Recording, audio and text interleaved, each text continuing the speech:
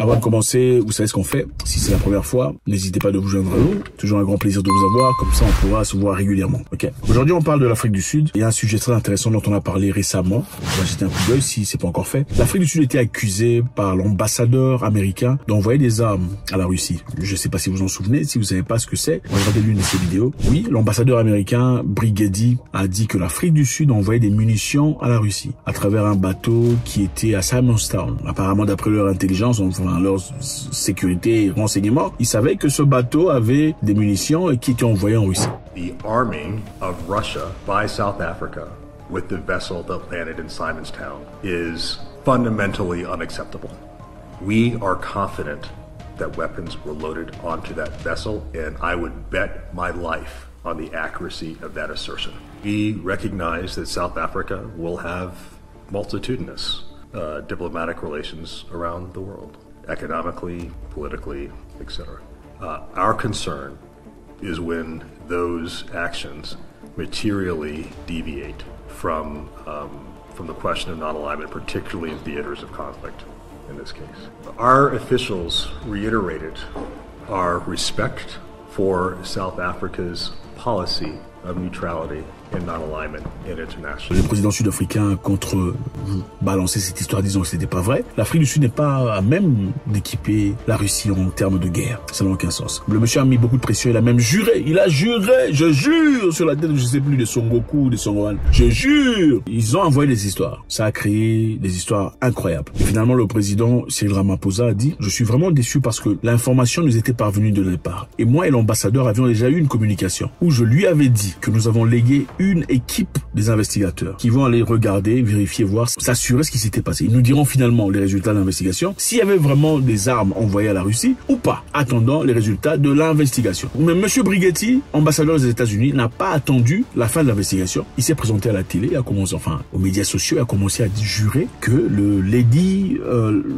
Air, c'est le nom du bateau, a embarqué des munitions pour la Russie. Chose qui évidemment est destructeur par rapport à la relation des États-Unis et l'Afrique du Sud. Ils ont menacé, disons, l'Afrique du Sud qu'on le couperait l'accès à l'AGOA. AGOA, pour ceux qui ne savent pas, c'est l'agrément que les États-Unis ont avec les pays africains, leur accordant, en tout cas pour aider, entre parenthèses, les pays africains à exporter leurs biens aux États-Unis à une taxe réduite. Ok, c'est-à-dire, vous pouvez exporter, mais le prix ne sera pas le même. On va vous réduire le prix de taxe à la frontière pour que vous vendiez, que vous puissiez compétir dans un marché étranger. Ça sonne bien, mais avantageux peut-être ou peut-être pas. Objet de manipulation, certes, oui. C'est-à-dire, tu feras partie de l'AGOA tant que tu fais ce qu'on te demande de faire. Ouais. Si tu n'opères pas les faits parce qu'on te demande de faire, on te boute de l'AGOA. L'Afrique du Sud fait partie des pays qui bénéficient le plus du programme de l'AGOA parce qu'évidemment, ils sont exportateurs de beaucoup de choses. Tout ce qu'il y a comme oranges, pommes, fruits, légumes, tout ça, c'est eux qui exportent. D'ailleurs, en France et en Angleterre, vous trouverez d'ailleurs de pommes venues d'Afrique du Sud. Et du vin, ils sont excellents exportateurs de ces éléments. L'Afrique du Sud aussi exporte des voitures BMW et Mercedes. BMW et Mercedes fabriquées, montées, établies en Afrique du Sud et envoyées aux États-Unis. Donc, le programme d'AGOA accorde du travail à plus de 60 000 Sud-Africains et aussi 80 000 Américains en profitent. Maintenant, les États-Unis, sans vraiment le dire, disaient on peut pas permettre à ce qu'il y ait une réunion de l'AGOA en Afrique du Sud tant que l'Afrique du Sud est toujours en collaboration avec la Russie. Et aussi, puisque nous savons qu'ils ont envoyé des armes, on va couper le programme d'AGOA. Et vous savez comment ça s'est passé. Donc, c'est de l'intimidation, c'est du chantage. Vous avez intérêt à laisser tomber les Russes, sinon on coupe le programme d'AGOA. Mais de manière très intelligente, ils ont résisté disant on ne sera pas intimidé. On fera ce qu'on a envie de faire. Et vous savez ce qui est bien chez eux, c'est que, après avoir vécu beaucoup d'années d'apartheid, les Sud-Africains n'ont généralement pas peur de la confrontation avec quelconque personne. Enfin, les Sud-Africains n'ont généralement pas peur de la confrontation avec les Blancs. Maintenant, Cyril Ramaphosa dit que l'investigation n'a trouvé aucune preuve de présence d'armement, de munitions ou de quelconque élément de guerre pour destination la Russie. From its investigation, the panel found no evidence that any cargo of weapons was loaded for export onto the ship Lady R. The panel found that there was no evidence to support the claim that the ship transported weapons from South Africa destined for Russia. And none of the persons who made these allegations could provide any evidence to support the claims that had been leveled against our country. Maintenant, que dira M. Brighetti, l'ambassadeur? M. Brighetti, l'ambassadeur, est très zélé. Vous savez, c'est une personne qui, d'ailleurs, est dans le passé. Il a fait un commentaire très bouleversant. Il disait, il faut faire attention à 100 tonnes parce que d'ici là, ça va exploser. C'est juste quand la guerre de l'Ukraine et la Russie avait commencé et que l'Afrique du Sud était clairement amie à la Russie. Après qu'on ait sanctionné les riches russes, il y a un bateau russe, un très grand bateau russe, un bateau sanctionné par l'Occident qui ne pouvait pas aller s'accoster dans quelconque pays, mais qui était accepté en Afrique du Sud. Alors les Américains n'ont pas aimé ça. Et comme ils n'ont pas aimé ça, l'ambassadeur a fait un commentaire disant, il y a eu une bombe. D'après leur service de renseignement, on essaie de placer une bombe à 100 tonnes à Johannesburg. 100 tonnes, c'est la partie la plus riche de l'Afrique du Sud. De l'Afrique, c'est la partie la plus riche de l'Afrique. 100 tonnes. On va placer une bombe à 100 tonnes et il faudrait faire très attention. Parlant ainsi aux ressortissants américains. Donc quand tu vas chez les gens, tu fais des communiqués sans discuter avec le propriétaire de la maison. Est-ce que ça se fait? Ça se fait où? Tu vas chez les gens, même si tu as les informations vraies. Avant de divulguer les informations, il faut d'abord aller consulter le propriétaire de la maison. Il faut parler au gouvernement, au service de sécurité. Voilà ce qu'on a comme élément. Voilà les preuves. A, B, C, D. Il y a bombe ou on va placer une bombe.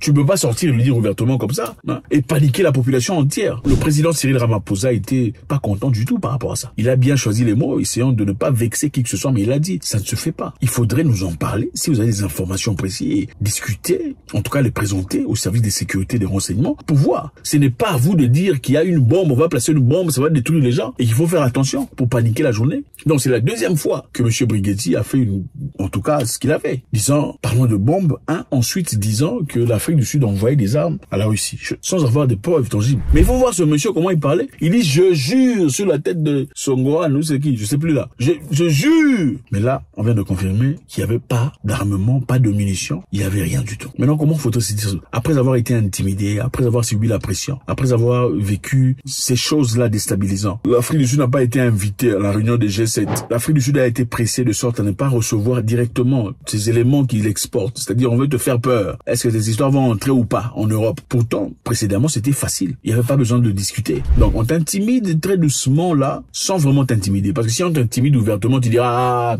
allez là-bas. Mais on t'intimide petit à petit. Si tu continues comme ça, tu n'auras plus à Goa. Mais on ne le dit pas. Il faut t'aligner. C'est un grand plaisir de voir cette clarté. Je pense que les Africains en ont marre de toujours subir les mêmes histoires. C'est la même histoire qu'on a vue en Ouganda, où on vous presse, on veut vous presser, vous imposez les choses. Si vous refusez, on vous retire un truc. Comme en Ouganda, on leur a imposé des trucs, ils ont refusé. Oh non, vous n'aurez plus l'histoire des enfants des HIV. Les 300 millions de dollars, vous ne les recevrez plus. Pourquoi? Parce que le président ougandais a refusé vos histoires de papa et maman. Enfin bref, en Afrique du Sud, oh non, on va couper la Goa puisque vous avez envoyé des armes. On peut même vous accuser à tort, sachant que c'est pas vrai, pour vous mettre la pression. Et puis on voit pas pourquoi on doit faire une réunion de la Goa en Afrique du Sud s'ils ont déjà BRICS. On ne les invite pas à la réunion de G7. Alors les amis, qu'est-ce que vous en pensez? Est-ce qu'un pouvoir est éternel? Est-ce qu'un pays peut dominer sur le monde éternellement? Ou bien est-ce que la fin s'annonce, la fin des empires, la fin de cet empire, la fin est-elle arrivée? Je pense qu'il était très important qu'on en parle, puisqu'on en a parlé dans le passé. Que devrait faire l'Afrique du Sud, qui bénéficie à hauteur de beaucoup d'argent sur le plan d'Agoa? Devrait-il continuer à soutenir les Russes au risque de perdre Agoa? Ou bien ils doivent se lever et dire, si vous voulez nous ravir Agoa ou le retirer, retirez-le. Mais vous ne nous retirerez pas notre liberté. Faites-moi savoir ce que vous en pensez, c'est toujours avec beaucoup de plaisir. C'est génial de lire venant de vous. God bless.